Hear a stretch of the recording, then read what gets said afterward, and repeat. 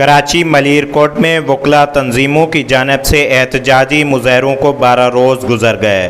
ताहाल वकला बरादरी भी अपने जायज़ मुतालबात मनवाने में नाकाम। दूसरी जानिब शहर कैद के शहरियों को कोर्ट से इंसाफ न मिलने पर मायूसी। मज़ीद आपको दिखाते हैं इमदाद अली लगारी की इस रिपोर्ट में।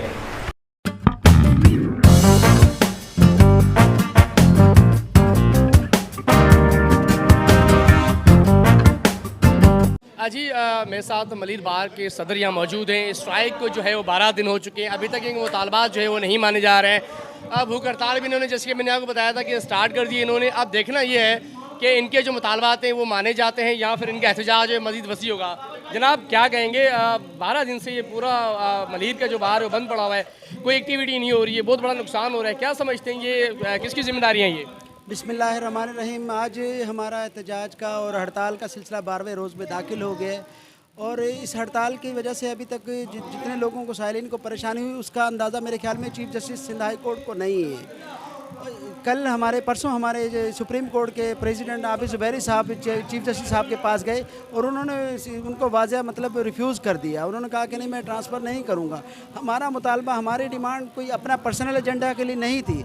हमारा मुतालबा, हमारा एजेंडा सिर्फ सेशन जज की ट्रांसफ़र इस वजह से थी कि यहाँ पर वकला के साथ साथ जो यहाँ पर मौजूद 7 लाख आबादी पर ये मुश्तमिल ये डिस्ट्रिक्ट मलीर है, वो लोग सफ़र कर रहे हैं इनके रवैये की वजह से, इनके मिसबिहेव की वजह से, ये जो पुअर एडमिनिस्ट्रेशन है उस वजह से, और जो इनजस्टिस कर रही है इस वजह से। अच्छा, आज जो है वो आपकी मुलाकात भी है, जो साहब ने लोगों को बुलाया भी है, तो उस पर अगर फ़र्ज़ करें, अगर आप अपना जो मौक़िफ़ वहाँ रखते हैं, अगर आपका मौक़िफ़ जो है वो नहीं माना जाता तो ये इसी तरीके से जो है एहतजाज जारी रहेगा? जी, जैसे कि पहले 3 दिनों से पूरे सिंध की अदालतों का मुकम्मल बाइकाट किया। आज सिंध बार कौंसिल ने फर्दर लाए अमल के लिए आज हमें जॉइंट मतलब कमीशन जो हमारा है, जॉइंट रेजोल्यूशन जो लास्ट टाइम था, तो उसी वजह से आज हमारी जॉइंट मीटिंग है।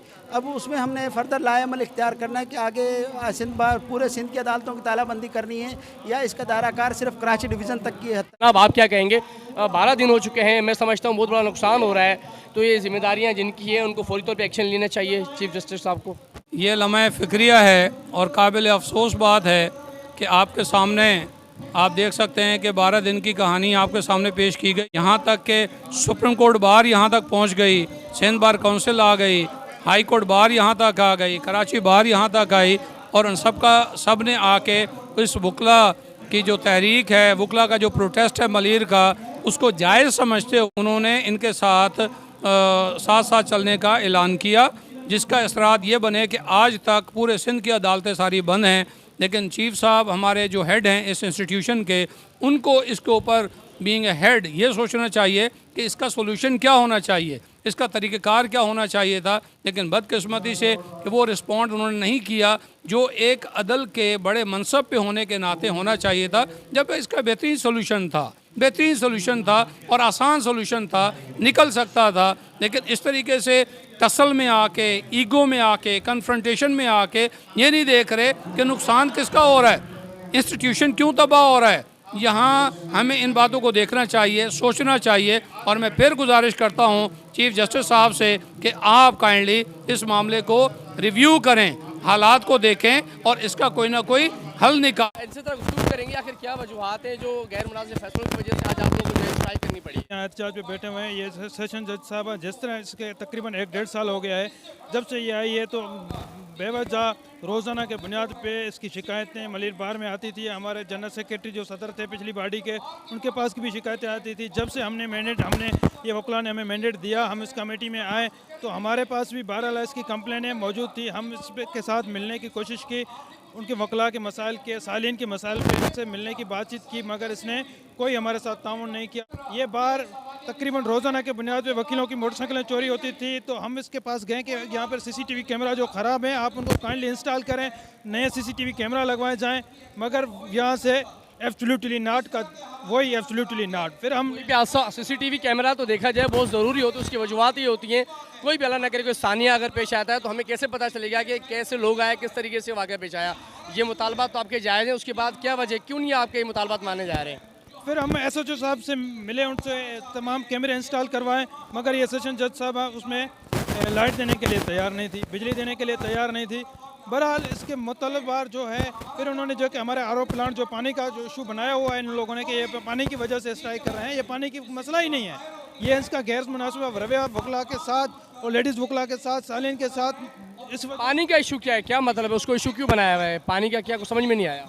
बस इसकी हद दर्मी है, जैसे एक औरतों में एक जेलसी होती है ना, साइकोलॉजिकल जेलसी, वो इसमें एक सिर्फ और सिर्फ अना का मसला बनाया हुआ है। इसने बोलती है बस जो मेरा फैसला है वो सबको मानना है। भाई आपका फैसला हम लोग क्यों माने, हम एक इंडिपेंडेंट बार हैं, हमारा एक अपने रूल्स हैं, हम सिंध बार काउंसिल के रूल्स पे चलते हैं, हमारे अपने बायलाज हैं, हम उस पर चलते हैं। और तमाम जो सालीन का हम हकूक़ के लिए यहाँ जाके जंग लड़ते हैं, उन सालीन की हकूक़ की आप जो है अपने जो है नामुनासिब फैसले हमारे ऊपर मुसलत करते जाओगे। क्या ये ना हमें मंजूर है, ना आवाम को मंजूर है, ना ये हम 1500 वकला जो है 12 दिन से बैठे हैं, इनको मंजूर नहीं है और ये इनकी पॉलिसी गलत है।